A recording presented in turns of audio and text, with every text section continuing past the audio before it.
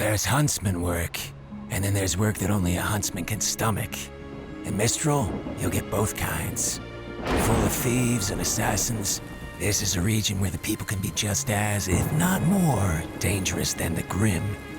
If you don't know how to watch yourself, a wrong back alley can swallow you up just as easily as a manticore. It's the type of place where secrets live in the open. Perfect for the brazen sort to make an unscrupulous living.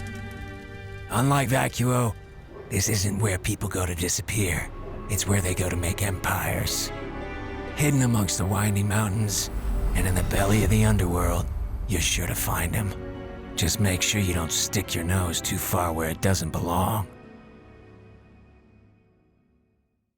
Hola, and welcome to the Grimm campaign. I am your host and headmaster, Eddie Rivas, and I've got with me Team SAFR. We've got another episode going for you guys this week. We'll start by introducing them. Top left with Chad. Tell us who you are and who you play. I'm Chad, as Eddie just said, and I play Asher Mora, the lovable rogue. I'm Laura Yates, and I play Arashtra Sky, the de facto leader of the group. I'm Pike Wright, and I play Carrie Shawcross, and I said what I meant. And I'm Chris Kokinos, and I have the world's largest mug, and I also play Phoenix Meehan. So yeah, we're going to be jumping right back in this week. I think we're all in a space where we don't remember anything that happened last week, so I'm going to make Chad recap it because that's the way. Cool. That's the way we're going to do it. So we decided to pursue our other option that Eddie really wanted us to do the first time instead of first to get the artifacts. We need to recruit some more help to take back Kuchinashi, and the Taskmaster had dropped that little bit of knowledge about a certain character in my past that now had her own little organization that she was running. So then I sit down and tell everyone about the whole past, me and Eddie together, tell about Asher's past in Kuchinashi. And that was doing some petty crimes, doing some jobs. Met Abigail, and they started doing some jobs together. And then eventually, like, we got a really big job for the Wave gang, for the Hana gang. And then she betrayed me because she had me go deliver it in the Skillful, but what was inside was nothing. A shocking betrayal. Shocked. Yes, a shocking betrayal about the woman that Asher trusted. And so, yeah, then Asher had to make a hasty getaway, use his semblance, blind the people at the Skillful, and then peace out. And that's when Asher left Kuchinashi. So we head to the warehouse that I think it was Chris or Phoenix was very keen on being like, well, the warehouse was mentioned quite prominently. So we went to the warehouse. Nobody was there. I tried to be all sneaky. So we then found the little button that opened up a little trapdoor thing, and we all decided to go down in there, and then it shut, and a voice came over the radio that was Abigail saying, well, we guess it is Abigail saying, Asher, it's been a long time. That's about where we're at. You guys found kind of the secret compartment to the hearths, kind of like underground lair that goes underneath this warehouse. And you heard a voice call out to you on the speaker. And yes, Asher, you would recognize this as the voice of none other than Abigail Pyre. So what do you guys do from here? I kind of want to roll for perception. We just got to new space, and I kind of want to just see if I perceive anything. All right, do it. 19. There's not much else that you notice besides kind of what's been laid out here. What I will say is Did you miss the part where I said 19? What I will say is that right, you have the sense that that there's nobody here kind of in the media area like watching you or anything like that. Okay. Right, because you have some technology in here. You see the camera. Okay. Right, you don't feel like you're in immediate danger or that there's someone kind of like hiding and waiting for you, right? You have a pretty good stock of the situation. I would like to look directly into the camera and say, hey, Abby, we need to talk. Seems we do. Is there a place we can meet face to face, or we want to have this conversation through the camera? Right, as you say that, some lights kind of flash down the tunnel. She said, no, I would prefer this face to face. And then I turn to the camera and I say, hello, Mrs. Pyre. Can we come too? Is that okay? There's like a really long silence as you say. Do you want to do it? Here, everybody be quiet for a second.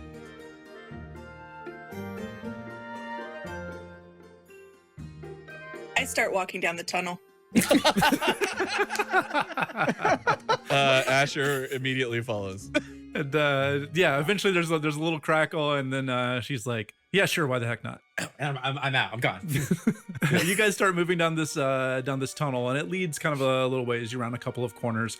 As you get a little bit further in, right, you start to get the sense that there's there's a little bit more going on down here than kind of you first realized, that they've carved out quite a bit of space underneath this warehouse district. As kind of you get a little bit closer, you round the hallway and you come to kind of more of a almost like command area. This is something that's been set up relatively recently, and in addition to a couple people kind of moving around, checking computers, doing things like that, there's other people kind of stocking weapons. All these figures are masked. There's dozens of them, right? Abigail is the leader of this criminal organization known as the Hearth. And so, yeah, you go in and this is kind of this little mini temporary command center / almost like a throne room, right? And you've got Abigail. You see her kind of as you start to step in, this kind of more of a cavernous space opens up underneath one of these warehouses, and she's sort of waiting kind of at the end of all this. Do we have a sense of how we're being regarded? I guess, like, are we getting like nasty looks? Are people ignoring us? Like, you're being regarded, right? There are a row of people, right? Like this place that opens up a little bit, right? So she's kind of on the ground floor. There's computers and stuff. It opens up a little bit. It's almost kind of like a viewing area where there's people milling around up top, and they're kind of in the shadows, but they're more masked assassins that work for her, and they are standing guard up at the top, and they are regarding you guys very cautiously. Right, so the people on the ground aren't paying as much attention to you. They're kind of going about their work. And right, Abigail is sitting up there on her like little temporary throne, looking very pleased with herself and actually very relaxed. I just want to stand good. You just want to stand good? Like a little intimidating? All right, well, give me an intimidation check. Okay, you sure? Yeah. I got a 6. In your mind, you're standing pretty good, but even you feel like maybe it's not quite as good. She sort of kind of like uncoils from this chair a little bit, just kind of sit a little bit taller, and makes kind of a very flashy like kind of gesture with her hands at you guys and Asher in particular. I would like to just start strolling up towards her while like kind of just like looking around, like taking it all in, right? Like, well, I mean, you really seem to have done well for yourself since you stabbed me in the back. You didn't tell us that she stabbed you. She didn't literally stab me in the back. She kind of puts on like a little bit of an affronted, like, you know, like she can't believe you accused her of that. And she's like, that's really the first thing you have to say to me after all this time? Well, we didn't part on the best of terms, did we? She looks pretty incredulous at all that. And she says, I don't know. I had some faith in you. I thought you might make it out of there with your skin and with a little bit of money. And I think you did pretty well for yourself, all things considered. I knew you'd pull out of there just fine. Yeah, no thanks to you. I think things worked out pretty well for both of us, all things considered. You have your team, and she kind of motions at everybody, and she's like, not something I ever expected to see Asher Mora part of a team, let alone not the person in charge of this team. She kind of continues on with right, her little gaslighty speech to you. She's like, we both did pretty well for ourselves. You've got your thing, and now I have mine. And she motions at everybody. She was like, you can't honestly tell me, Asher, that you would have wanted any part of what came after. I don't know what came after. I was too busy fleeing Kuchinashi by the skin of my teeth. I don't think you would have wanted all this blood on your hands. Well, seeing your true colors, you're probably right. You can tell that actually kind of like stings her just a little bit, but she's playing it off. And she kind of sits back and she's regarding all of you guys. And, you know, she says, but it's fate would have it. It would bring both of us back here. I never expected to find you here, of all people, let alone working with Team SAFR, who I've been hearing so much about. Yeah, I never expected to be back here either. But I think we've run into a problem that we could, that us working together could be mutually beneficial. And she's like, yeah, as I hear, the Wave isn't too big of a fan of you guys. What I hear, they're not too big of a fan of you guys as well. She's like, well, yeah, there's a lot of people that don't appreciate what I do, but to be completely truthful with you, Asher, I came back to finish what I started here all those years ago. I'm sorry, are you raising your hand? Yes, ma'am, I am. Ma'am, okay. Yes, Miss Scary Lady. I just wanted to know, what exactly is it that you do? There's a lot of people here. What do you do that upsets the Hana, and I'm assuming the Wave Gang? What's the beef? just from kind of like the information, right, that you've gathered over the last couple of weeks, right? That, Okay. That once the wave tried to kind of take over things in Kuchinashi, there was a bunch of people that like showed up that were ready to stab them in the back, and that was kind of one of the pieces of information that you also got kind of through the Taskmaster and stuff. That the Hearth was one of those organizations that showed up recently. So your question was what exactly she does and why she's here. Is that what it was? Yeah. Right. She looks at Asher. Asher would know exactly what that means, right? She's not going to elaborate on it here. Sure. Right. But she looks at Asher and she's like, Asher, I think you know that if I'm here to finish what I started, the wave is responsible. Oh. Oh. I did that. That's kind of the unspoken communication between you guys. She's waiting. She's like, so is that why you're here, Asher? Are you here to settle an old score, or is there something else that you need? Because if you're just here to settle an old score, I can tell you. And she kind of nods at the rows of kind of masked assassins up above. She's like, I don't think it's gonna happen. I want to give her like kind of like a wicked grin, like I'm thinking about like maybe I'll try it, but then instead I turn and nod to Arastra. Okay. I don't want to mention the artifacts because we don't know what she knows yet, but I think we should Yeah, no, try totally. to form an alliance. Arastra, you tell her that that's what you're there for. She's listening to that and she was like, okay, that makes sense to me. It's sort of what I expected. She's like, but here's the thing, I don't really do things for people for free. Great. Why don't we consider this me just calling in an old debt? I don't know if I'm feeling that so much. Like I said, you got out of there on your own, but I feel a little gracious towards you right now. And at that point, she sees kind of that some of these people behind her or behind you guys, right? These people are running around looking at the different computer screens and stuff. She sees them, and one of them kind of motions to her that they've got something. She tells them to put it on her scroll. And that guy kind of flags it over to her scroll, and she looks at it and she's like, okay, this is what we've been keeping an eye on for a little bit. I've got word that the wave is shipping something out of the city first thing tomorrow morning. I don't know what it is, but I want to hurt them.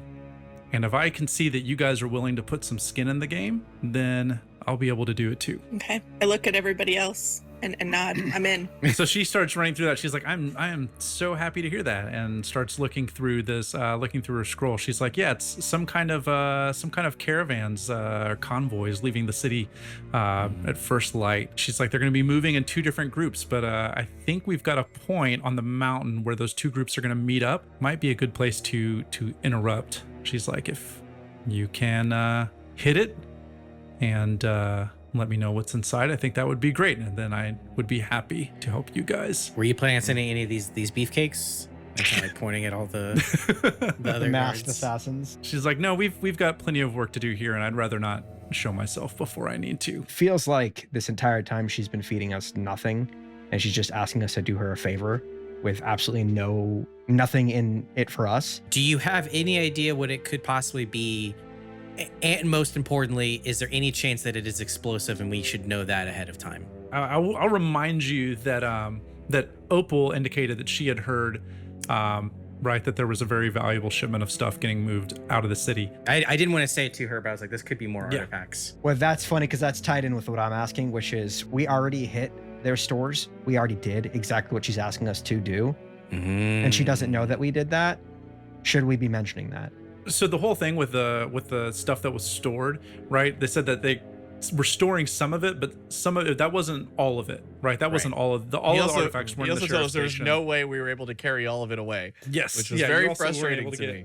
No, Yeah, you also I get weren't able to that. get all of it out, but that they had some of it ready to ship out of Kuchinashi and some ready to sell, right? Just as a recap, she's like, whatever this is, it's important to them. So if you guys hurt them, I will be here to hurt them alongside you when it's time, because I don't want to hurt them. I want to go in for the kill, but I want to make sure that you guys are willing to do it first. Well, we are. If you need to get in contact with us, just put your number in his scroll. As I nod towards Phoenix.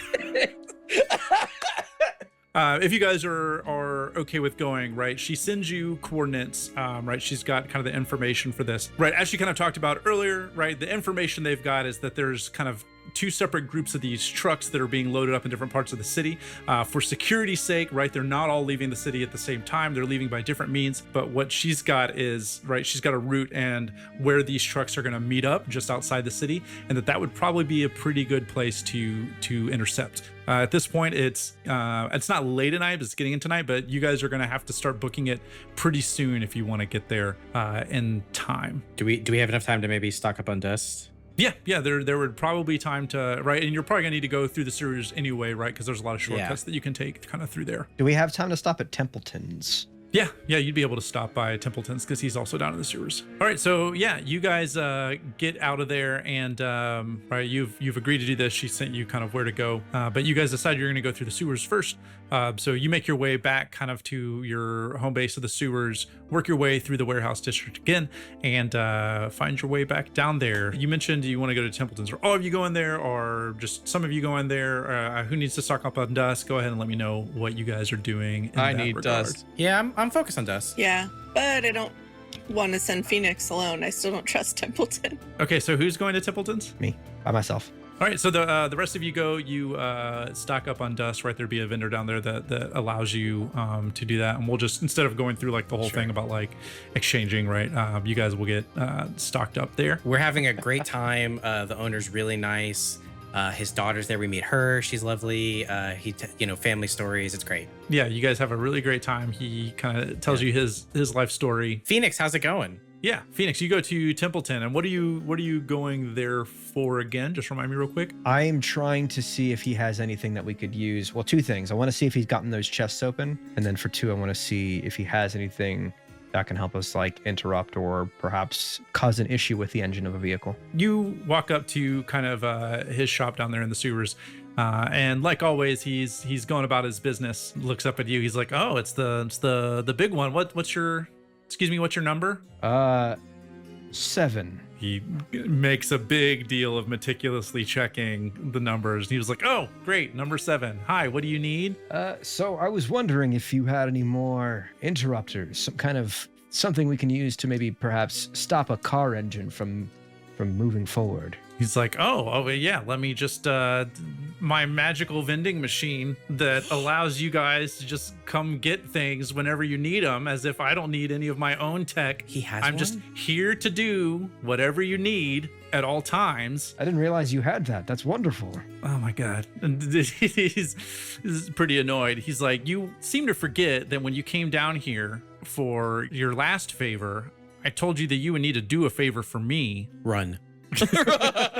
We're not there. We're not there. Let me ask you then, what was the favor? Because I don't believe you ever asked of it. He's like, well, we've been getting all these kind of weird readings from some of our sensors. We've got a couple of them that seem to be going offline every now and then. I haven't been able to make heads or tails of it, but if you guys can get to the bottom of why that's happening, I would definitely be grateful. But if you saw that it was broken, why wouldn't you just bring it back to your magical vending machine lab shop and work on it here? Listen, he's moving on from this subject, and he's like, but one thing I can do for you. He like pulls out, and you recognize one of these boxes.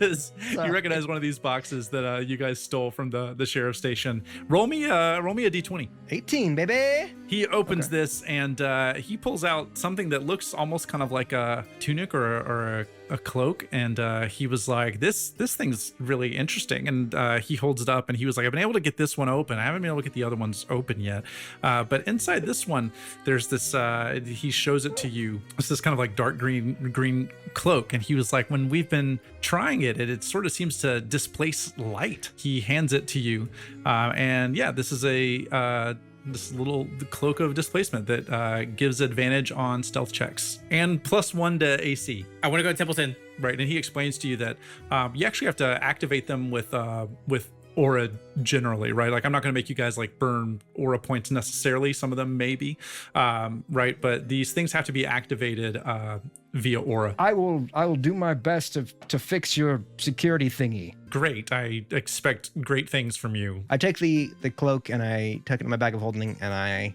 leave. And I make my way to the nearest taco shop on the way home. I love it. I'm back. I've got my bag of tacos, and I'm eating my tacos, and I'm, everybody's assumedly in one room. We're all having a conversation. Yeah, we just Yes? came out of the dust shop and we're laughing and just like That's such a good time. Anyone taco? Oh, just I throw couldn't. them. They let just us eat throw dinner them. with their family. It was a beautiful full cooked meal. I do take one from Phoenix, but I put it in my bag for Phoenix for later.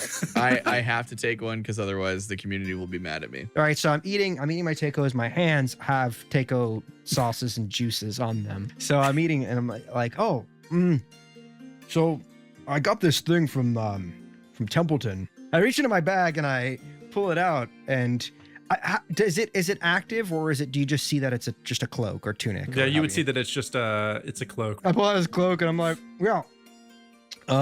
Apparently it displaces light, is what he said, which I think means something. It looks like something Asher might like, and I chuck it over to Asher. Whoa. Catch it.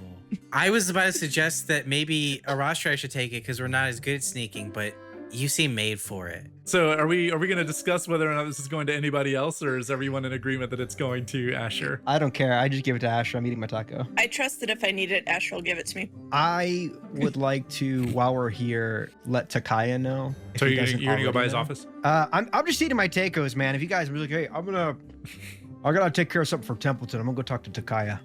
If anyone wants to come with me. So, I'm going to go with Phoenix, yeah. Okay. You guys go and you find Takaya's office. Phoenix, you get there first.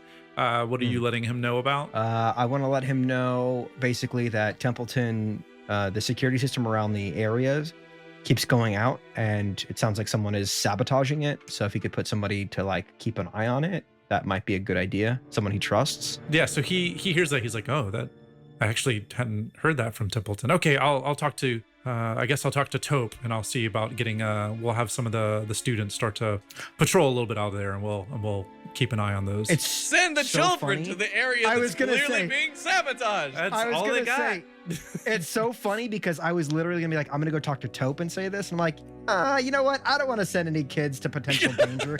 He's like, okay, well, I didn't know this. I'll make sure that we get some patrols out there and just sort of see if we can figure out if there's a pattern or if there's something going on. I wish Templeton had said something about that a little bit sooner. Thank you for telling me. Of course. And I taco. It hits him in the face. No.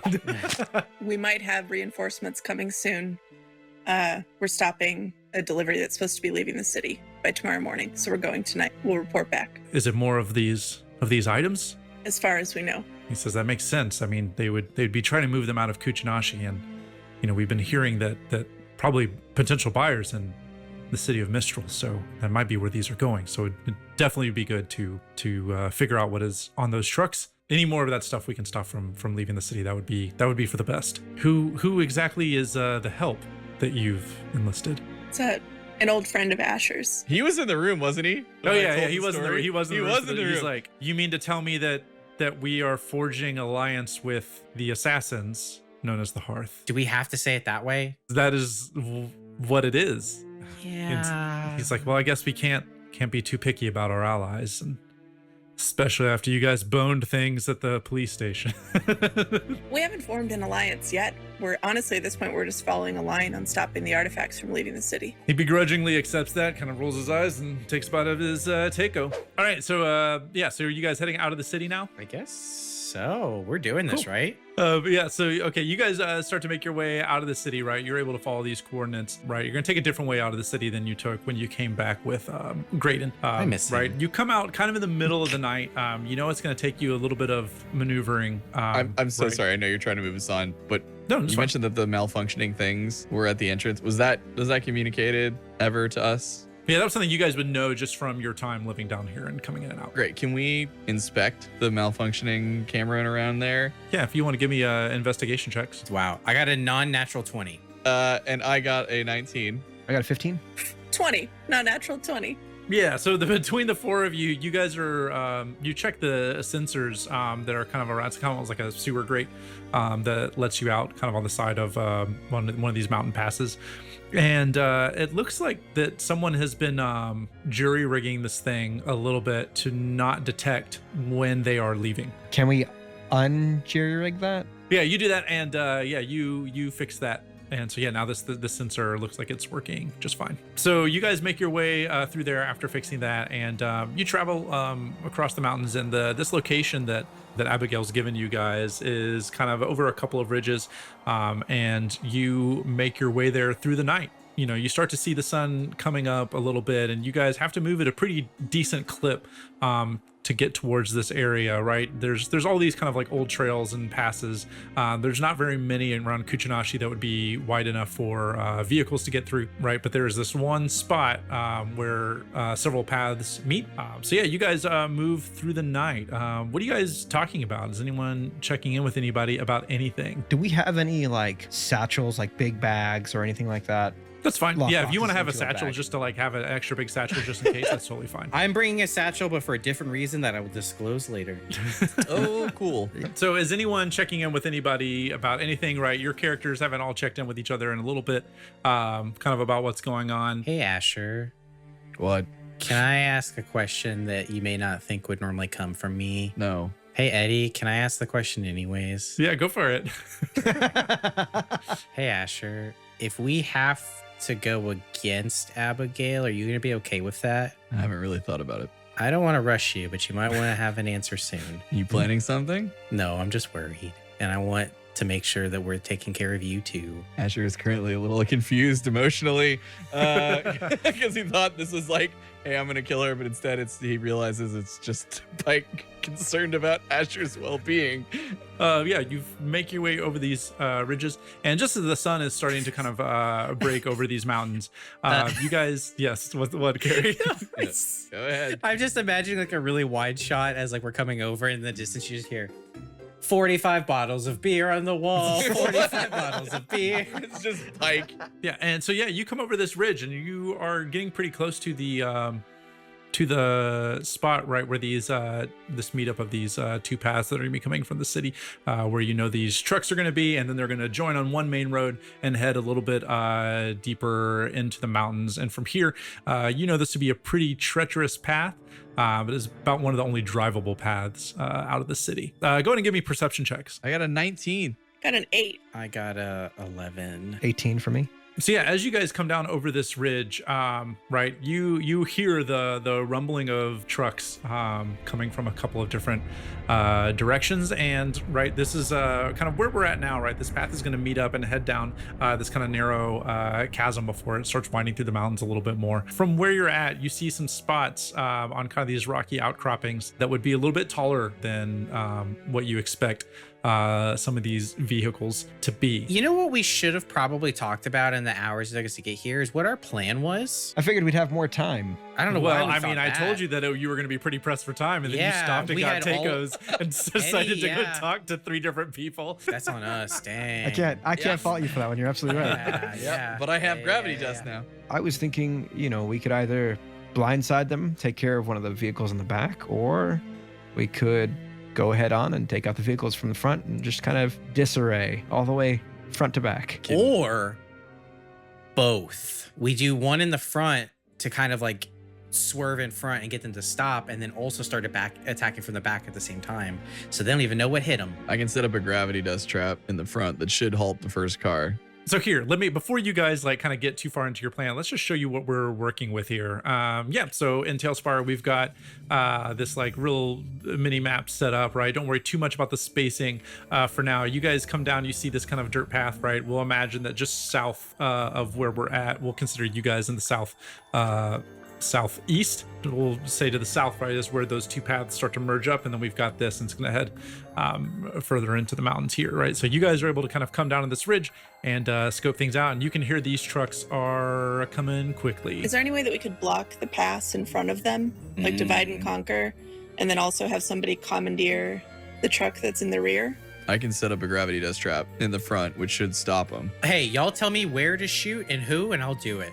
All right, Chad, you're gonna have to give me a dexterity check to see how effective this gravity dust bomb's gonna be, because this is all about like how quickly you can get down there and set this thing up. But okay, I do want to tell you what my plan is first and see if that alters your thinking. So what I would love to do is jam one of my weapons down into the ground, that's grappling hook, and then use that to like then jump down and run while still holding on to it, drop the gravity dust, and then pull myself back to it. Yeah, you're still Propel. gonna have to give me a dexterity check because this is the effectiveness of this little gravity dust trap will all be about like how quickly you can do this under pressure and stress right now. Great. 19 plus Just keep rolling, man. Okay, great. Yeah, so you were able to leap down, right? You do this like slick plan, slam this into the ground, run down, get this gravity. Where exactly are you putting it? I'm gonna say that you're not gonna be able to cross this road because you don't have a whole lot of time between the time to set this up. The furthest you can get is a little bit onto the road. Can I get to the middle? Yeah, with a 19, we'll say that you can get to the middle. Yeah, right in the middle. Yeah, so you set this thing up, and then you blast yourself back. Is this like a trip wire? How is this So happening? this is like a anchor things to it. You're gonna activate it, and the truck like will just like It gets crash pulled. Yeah, down to the yeah, ground. exactly. It gets pulled to it. That's what I'm thinking. So, as you set that up and get up on the ridge, right? You see these trucks rounding this corner, right? There's 3 coming from one direction, 4 coming from the other. I'm not looking at it like right now in front of me, but it's like 7 or 8 trucks, we'll say. Right, none of these trucks, like big armored vehicles that could be carrying cargo, people. You have no idea. They come barreling around this mountain pass, and they are actually moving pretty quickly. The truck that is in the lead, it's heading towards this little gravity dust bomb. Weirdly, you see something. This is absolutely. I'm happy. Let it with happen, I man. don't trust Let that it happen. smile. Absolutely good content is what he's Let it saying. happen. this. Yeah. So yeah, there's a weird glow that kind of emanates from this truck as it approaches this dust bomb, and weirdly, like the gravity effect kind of like pulses like down and out, and this truck drives over it, almost like nothing even happened. The truck right behind it, though, it hits this gravity bomb thing and just like boom, like gets completely pulled to it. Other trucks around it start like skidding, right? Like everyone's starting to come to a stop here. I wouldn't say a full stop, right? They're slowing down a whole lot, but they are right. Like all of a sudden you can hear people shouting orders at each other. There's a lot of chaos going on. Other trucks are slamming on their brakes. They're sliding a little bit. What about that front truck? That front truck's truck still going? drove right past it. It slowed down, right, to kind of check on what's going on behind it. But these trucks are still moving a little bit, right? You hit this one pretty hard. Now what are you guys doing? I'm gonna bound and I'm gonna go beast mode on that truck. I would like to do a perception check. Yeah, I would too. Yeah, Go ahead and all of you roll me. Let's go ahead and roll initiative. I have a 10. I have a 5. I also have a Okay. 5. No, I have a 4. I'm sorry. And I have a 5. Okay, so these trucks have slowed down. There's only like the one that's come to a stop, right, completely, and that was the second truck. And so yeah, you guys all have your chances. We're not going to quite go into like turn-based like just yet, but yeah, that's sort of what's going on right now. What is everybody's immediate thing? Chad, I know that you were rolling perception. I haven't rolled it yet because you had us roll initiative. So. Okay, yeah, let's do perception checks. 10. Oh, only a 9 for me. So yeah, you aren't able to figure out too much, right? You see that one truck like kind of fell to the back. The others like kind of slowly moved their way around it, but they are ready to book it. They actually don't seem too concerned about leaving this one behind. I close my eyes and I look inside He's and doing I it. activate my semblance to try and ask the universe what truck we should go after. Roll it. Let's see what happens. All right. 1 through 12, 12-sided die. Here we go. 9. That's a crit success. And he's like, Oh, you threw his whole plans out the window. I just have to write things down. No, he's got this. He's got this. Because you guys, we're going to play this a little fast and loose just in terms of spacing here, right? But because you guys all rolled pretty low on your initiative, we're going to say that, right, you guys weren't super quick to react because you certainly didn't expect that first truck to drive past it. You also didn't expect that, like, the bomb was very effective, right? It just didn't have, right? There was a set order to these things. But since you guys all rolled enough in initiative, I'm not going to say that you guys were able to react fast enough to make it all the way up to where that first truck is. So we'll kind of start part of the way back. But Carrie, you look inside. Pike looks inside of himself and just kind of feels this, closes his eyes and sort of feels that like guiding of the hands of fate. And all of a sudden, like your legs and arms like start pumping, and you're running down the side of this ridge, and you open your eyes, and you are definitely pulled to the 5th truck. And you find yourself being pulled in that direction. I'm gonna go ahead and move you guys over. Pike, you're being drawn. So there's 7 trucks here. We'll say that 8th truck, right, got left behind a little bit. Sure. Yeah, I just kind of like come out of my state, and I just radio everybody, 5th truck. Yeah, we'll go ahead and start moving in turn order now. Okay.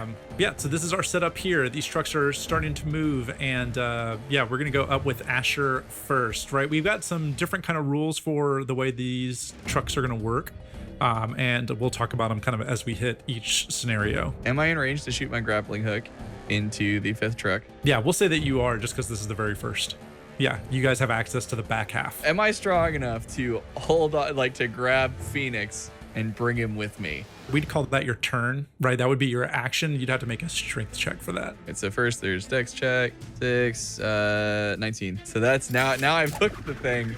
And so now I reach to see if I can grab Phoenix and bring him with me. No, it's an 8. Yeah, so you reach for him, right? You kind of get like a handful of shirt, but it doesn't. Your grip isn't quite strong enough, and now you're sorry. Yeah, now you're like sailing down this path. You're kind of trailing up behind this this truck, and that is where we will leave your turn. Next up in the order is Arastra. I actually want to sort of bound down behind the 5th truck in front of 6 through 8, and I would like to cast Entangle. Yeah, can you tell me what Entangle does? Grasping weeds and vines sprout up from the ground in a 20-foot square, starting from the closest point within range. For that duration, they turn that area into difficult terrain. Go ahead and give me an acrobatics check. So that was a 12. These trucks are going to fail every single saving throw, so it doesn't even matter. Bunch of dumb trucks. Yeah. So Arastra, we'll say that right, you're able to aim your windlass at this, and via the use of plant dust, right, you're able to create this like kind of mini barrier that like slows it down a little bit, right? It's going to be hard to move these trucks because they're like several things put together, but we'll just put Arastra like pretty much right behind the 5th truck, and so that's where you are. But yeah, and then now we are over to Phoenix. I'm gonna go beast mode. I see all the things happening.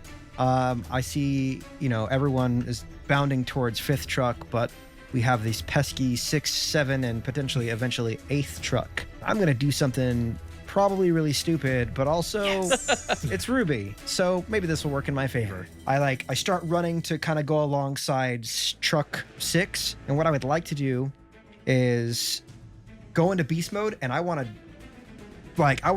rocket off of the rock face into the truck and try to basically knock it over. Give me a strength check on that. 12 plus strength, so it's 13, 14, 15 is my first roll. My second roll is going to be 10 plus 2, so 12. So yeah, you jump down, and I mean, you're just going into beast mode as you leap off the cliff, right? Yes, so I'm basically imagine me I'm running alongside the rocks, and then I find the perfect rock, right, that's facing somewhat downwards. Rock? Yeah. The perfect rock. It's like the perfect stick, but it's a rock. And so I see it, I plant my foot onto it, and I boom, and I launch forward, and as I'm launching forward, you just see me turning into beast mode. Yeah, so you do that, and I mean, you just shoulder check this thing and put a little dent in the side of it, and the whole thing swerves, and right, it's not a huge collision, because right, these are really big trucks, but it does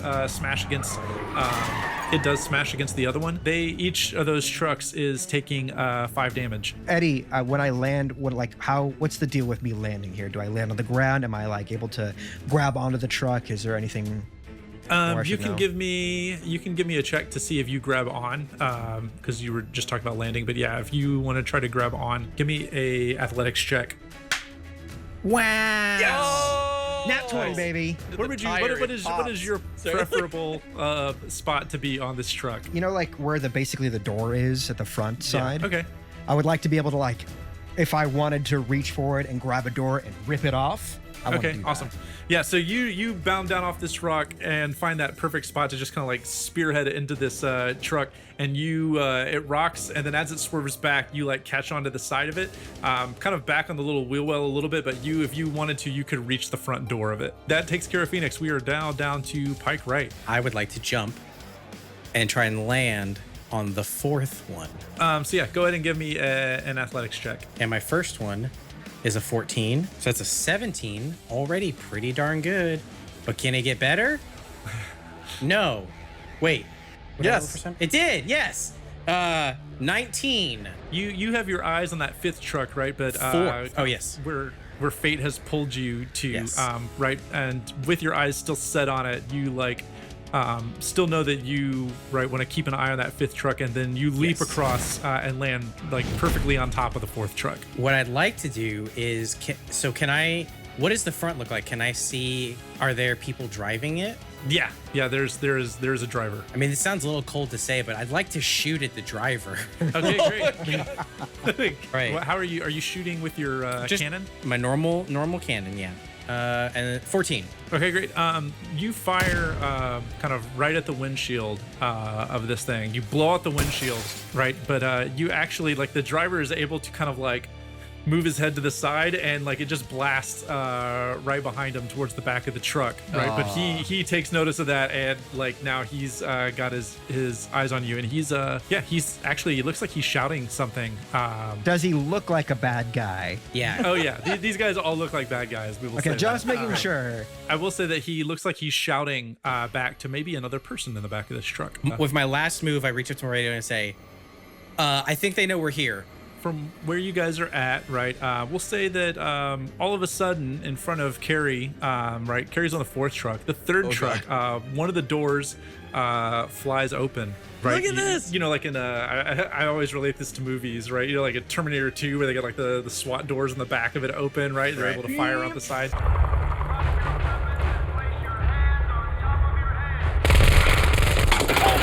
There's a guard that like kicks that door open, and he takes aim at you with a rifle while taking cover behind one of these doors. Great. Yeah, You love to see it. He aims at you and takes a shot at Pike Right.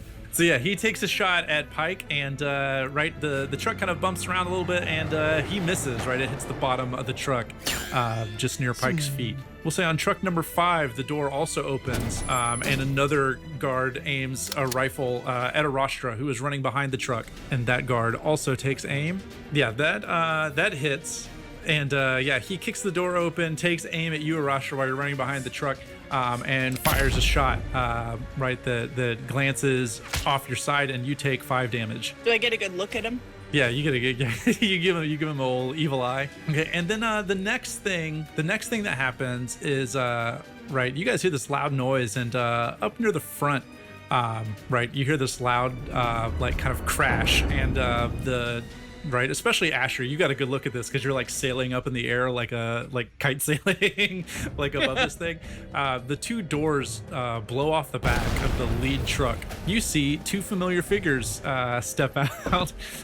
You've got Martin and Mia Lavender from Team Smoke are in the lead truck.